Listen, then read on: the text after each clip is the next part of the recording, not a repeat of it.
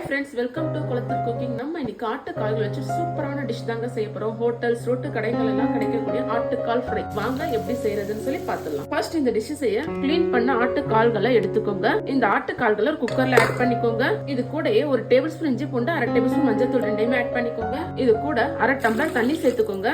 குக்கரை மூடிட்டு இது 5ல இருந்து 6 விசில் வரைக்கும் வேக வச்சு எடுத்துக்கோங்க. இந்த ஆட்டுக்கால் வேகிற வரைக்கும் இந்த டிஷ்ஷுக்கான மசாலா ஒன்று ரெடி பண்ணிடலாம் வாங்க. ஒரு மிக்ஸி ஜார்ல ஒரு மீடியம் சைஸ் ஆனியன், ஒரு கைப்பிடி கொத்தமல்லி, 5 காஞ்ச மிளகாய் ஆட் பண்ணிக்கோங்க. கூடவே ஒரு சின்ன துண்டு பட்டை, 2 லவங்கம், ஒரு டேபிள் ஸ்பூன் சீரகம், அரை டேபிள் ஸ்பூன் மிளகாத்தூள், அரை டேபிள் ஸ்பூன் சோம்பு, இது எல்லாமே ஆட் பண்ணிக்கோங்க. இது எல்லாமே பேஸ்டா அரைக்க வேண்டாம், கொஞ்சம் குறகுறப்பா அரைச்சிக்கோங்க. இப்போ நம்ம மசாலா அரைச்சிட்டு வந்தாச்சுங்க. மசாலாவை இந்த மாதிரி குறகுறப்பா அரைச்சிக்கோங்க, அப்பதான் நல்லா இருக்கும் இந்த டிஷ்ஷுக்கு. இப்ப நம்ம ஆட்டுக்காலும் சூப்பரா வந்துருச்சுங்க பாருங்க. இப்ப நம்ம வேக வச்ச இந்த ஆட்டுக்கால்களை ஒரு பிளேட்ல மாத்திப்போம். இது கூடயே நம்ம அரைச்சி வச்சிருக்க மசாலாவே ஆட் பண்ணிக்கலாம். எல்லா மசாலாவையும் ஃபுல்லா ஆட் பண்ணிக்கோங்க. எனக்கு 2 டேபிள் ஸ்பூன் மசாலா கிடைச்சிருக்குங்க. இது கூடயே 2 டேபிள் ஸ்பூன் கார்ன்ஃபிளவரையும் சேர்த்துக்கோங்க.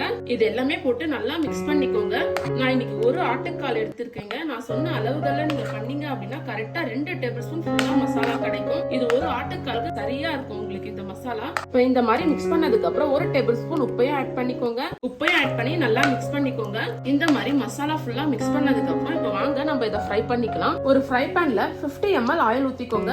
எண்ணெய் ஹீட் ஆனதுக்கு அப்புறம் நம்ம மசாலா தடவி வச்சிருக்க ஆட்டுக்கால ஒன்னொன்னா போட்டு ஃப்ரை பண்ணிக்கோங்க.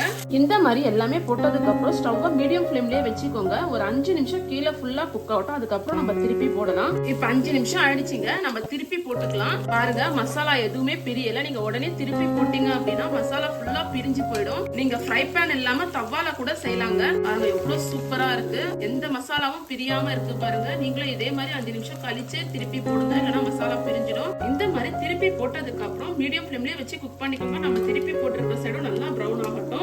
ஆயிடுச்சுங்க. 2 சைடுமே நல்லா ப்ரௌனா குக் ஆயிடுச்சு. பாருங்க நம்மளோட ஆட்டுக்கால் எல்லாம் எவ்வளவு சூப்பரா ஃப்ரை ஆயிடுச்சு. இப்ப இதுல கடைசியா கொஞ்சம் கருவேப்பிலை இலைகளை தூவி பரிமாறிக்கலாம். ஆட்டுக்கால் ஃப்ரை சூப்பரா ரெடி ஆயிடுச்சுங்க. இது நீங்க சாம்பார் சாதம், ரசம் சாதம் எல்லாத்துக்குமே தொட்டு சாப்பிடலாம். சூப்பரா இருக்கும். ஆட்டுக்கால் உடம்புக்கு ரொம்பவே நல்லதுங்க. நீங்க சூப்பா கூட வச்சு குடிக்கலாம். ஆட்டுக்கால் சூப் எப்படி பண்றதுன்னு ஏற்கனவே நம்ம சேனல்ல வீடியோ போட்டிருக்கேன். பார்க்காதவங்க போய் பாருங்க. வெளியில ஹோட்டல்ஸ்ல, ரோட்டு கடையில எல்லாம் சாப்பிடுறீங்கல்ல, அதே மாதிரி டேஸ்ட்லயே இருக்கும். நீங்களும் இந்த ஆட்டுக்கால் ஃப்ரை செஞ்சு பார்த்துட்டு எப்படி வந்துச்சுன்னு சொல்லி மறக்காம கமெண்ட்ல சொல்லுங்க. சேனலை சப்ஸ்கிரைப் பண்ணிக்கோங்க. அப்படியே நம்ம பேஜை ஃபாலோ பண்ணிக்கோங்க. தேங்க்யூ.